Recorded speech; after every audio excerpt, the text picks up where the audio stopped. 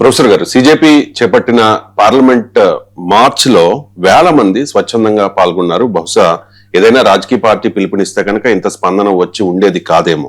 ప్రతిపక్షాలు కూడా చేయలేని పనిని సిజేపీ ఎలా చేయగలిగింది? వేల మందిని ఎలా సమీకరించగలిగింది? అంటే ప్రతిపక్షాలు చేసినప్పుడు మొదటి క్వశ్చన్ ఏమొస్తుందంటే రవిశంకర్ గారు, ప్రతిపక్షాలకు ఉండే క్రెడిబిలిటీ క్వశ్చన్ వస్తుంది. అంటే ప్రతిపక్షాలు ఎప్పుడైతే పిలిపిస్తాయో వారి రాజకీయ ప్రయోజనం కొరకే ఇస్తున్నాయి, ఇది ప్రజల కొరకే కాదు. అంటే పొలిటికల్ పార్టీ ఎప్పుడు పిలిపించినా ఇమీడియట్ గా వచ్చేటువంటి క్వశ్చన్ ఏంటి, వాళ్ళ ఎలక్టోరల్ అవసరాల కొరకు వస్తాయి, వాళ్ళ హైకమాండ్ డైరెక్టివ్స్ మీద చేస్తారు, వాళ్ళకు ప్లాన్ ఉంటుంది అని. అంటే ప్రజలు రాజకీయ పార్టీల నిరసనల పైన ఒక పించ్ ఆఫ్ సాల్ట్ కాదు, లారీ లోడ్ ఆఫ్ సాల్ట్ తో ఆలోచిస్తారు. వీళ్ళు ఏ ఉద్దేశం, మా కొరకు కాదు వాళ్ళ కొరకు చేస్తున్నారు, మా ఇష్యూని ఉపయోగించుకుంటున్నారు అని. అంటే అపోజిషన్ ఆ రకమైన పొలిటికల్ క్రెడిబిలిటీని కోల్పోయింది, లెజిటిమసీని కోల్పోయింది.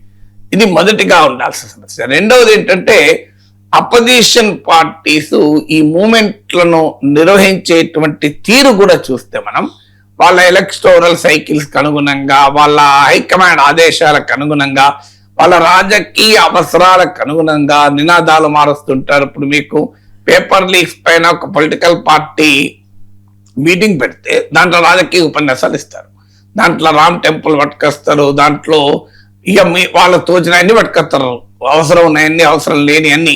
ఎందుకంటే వాళ్ళ ఎజెండా వేరుంటుంది. అంటే ఇష్యూ ఎజెండా దాటి మీరు ఏ పొలిటికల్ పార్టీ ప్రొటెస్ట్ చూడండి, వారు రైతుల మీద జరగని ఉద్యమం అది వాళ్ళ రైతులను తక్కువ మాట్లాడతారు, రాజకీయాలు ఎక్కువ మాట్లాడుకుంటారు. మీరు ఏదైనా తీయండి, అంటే మీకు స్టూడెంట్స్ ఇష్యూస్ మీద, మీకు నిరుద్యోగ సమస్య పైన ర్యాలీ చేయండి, నిరుద్యోగం తక్కువ మాట్లాడతారు, రాజకీయం ఎక్కువ మాట్లాడతారు. సో అందువల్ల ఈ పొలిటికల్ ఎజెండాను రుద్దేటువంటి ప్రయత్నం రాజకీయ పార్టీలు చేయడం వల్ల యూత్ దూరం అవుతారు.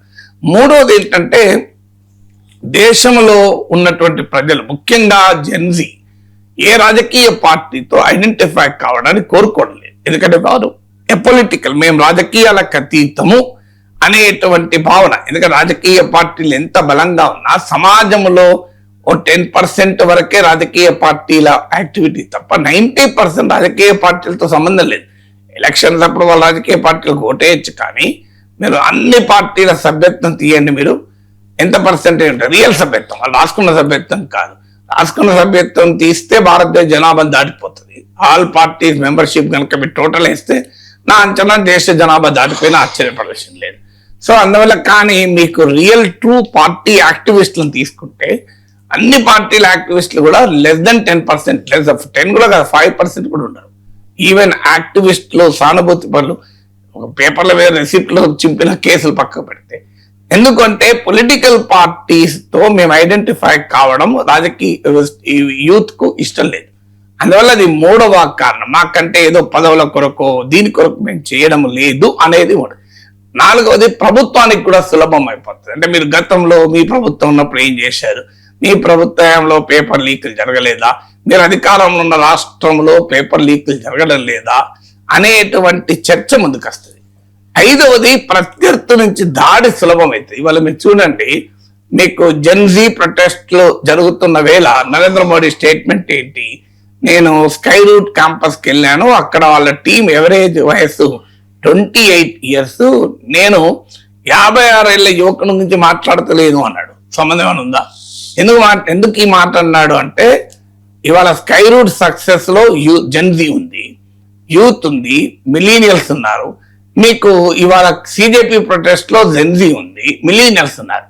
ఈ కంపారిజన్ ఎక్కడ వస్తుందో అనే అనుమానంతో దాన్ని పొలిటికల్ యాంగిల్ ఇచ్చేటువంటి ప్రయత్నం మోడీ చేశారు. అంటే ప్రతిపక్ష పార్టీలను, దేశద్రోహులను, పాకిస్తాన్ ఏజెంట్లను, చైనా ఏజెంట్లను, అర్బన్ నక్సలైట్లను, తీవ్రవాద అనుకూలమను, ముస్లిం అపీజ్మెంట్ అను ఇలా బ్లేమ్ చేయడం సులభం. హిందూ వ్యతిరేకులను ఇలా ముద్రలు వేసేసి వారిని జనం నుంచి దూరం చేసే ప్రయత్నం చేస్తారు. కాంగ్రెస్ జనతా పార్టీ నాయకత్వంపై కూడా ఈ ప్రయత్నాలు జరిగాయి, కానీ ఇక్కడ నాయకులు ముఖ్యం కాదు. ఇక్కడ సోనం వాంగ్చుక్, అబ్జద్ దీప్కేనా, మరొకరా కాదు, జనం తమంతట తాముగానే జనం ఇది జనమే నాయకులు. నువ్వు ఎవరిని బ్లేమ్ చేస్తావు? ఆ బ్లేమ్ చేయలేనటువంటి ఒక పరిస్థితిని తీసుకొచ్చారు కదా. ఆరవది ఏమవుతుందంటే రాజకీయ పార్టీలకు సింగిల్ ఎజెండా ఉండదు. ఇప్పుడు మీరు ఇది గమనిస్తే దాదాపు 4 రోజులు దాటిపోయినట్టుంది. ఇదే అంశం పైన సస్టైన్డ్ ప్రొటెస్ట్ నడుస్తున్నాయి. మీకు పొలిటికల్ పార్టీకి అలా ఉండదు కదా. ఇప్పుడు మీకు ఈ పేపర్ లీక్ పైనే 1 month మూవ్మెంట్ నడుపుతారు రాజకీయ పార్టీలు. ఎందుకు నడపవు అంటే ఈ లోపల వాళ్ళకి స్పెషల్ ఇంటెన్సివ్ రివిజన్ ముఖ్యమవుతుంది, వాళ్ళకి రామ మందిరంలో దొంగతనాలు ముఖ్యమవుతుంది, వాళ్ళకి ఇతర ఇష్యూస్ ముందుకు వస్తాయి. అంటే వారికి రాజకీయ పార్టీకి సింగిల్ ఎజెండా ఉండదు. రాజకీయ పార్టీకి రకరకాల ఇష్యూస్ ఉంటాయి కనుక వారి ఆ రకరకాల ఇష్యూస్ వల్ల వాళ్ళ పొలిటికల్ ప్రియారిటీస్ మారిపోతాయి. ఇవాళ పేపర్ లీస్ ప్రియారిటీ ఉండొచ్చు, వారం రోజులు 4 రోజులు 10 రోజులు దాని మీద నడుపుతారు, వెంటనే మళ్ళీ ప్రియారిటీ మారిపోతుంది. మీకు ఇంకో తర్వాత అదొక 1 week నడుపుతారు, మళ్ళీ ప్రియారిటీ మారిపోతుంది. వీరికి ఈ యూత్ మూవ్మెంట్ సింగిల్ ప్రియారిటీ. మీకు ఇప్పుడు వీళ్ళు నిన్న మీరు పేపర్ లీక్స్ నుంచి మాట్లాడారు, పొలిటికల్ అకౌంటబిలిటీ నుంచి మాట్లాడారు తప్ప మీరు రామ మందిరంలో విరాళాల దొంగతనాల గురించి ఎవరు ఉపన్యాసాలు ఇవ్వలే కదా. అందువల్ల పొలిటికల్ పార్టీస్ ఎంటర్ అయినప్పుడు వారి ప్రియారిటీస్ రోజు రోజుకు మారుతూ ఉంటాయి కనుక రాజకీయ పార్టీలు ఈ స్థాయిలో మూమెంట్ నడపలేదు.